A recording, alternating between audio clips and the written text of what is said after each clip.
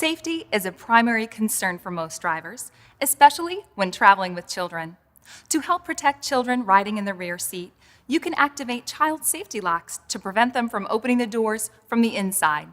To turn child safety locks on, unlock the vehicle and open a rear door. On the door edge above the latch is a small slot and a circular cutout. This is the lock. To engage the safety lock, insert your key into the slot and turn it toward the front of the vehicle. To disengage the lock, turn it toward the back of the vehicle. The safety lock is engaged individually on each rear door. Using child safety locks to help keep children safe provides a peace of mind and greater confidence while you're driving. Always refer to your owner's manual for important information and warning details on your vehicle's locking system.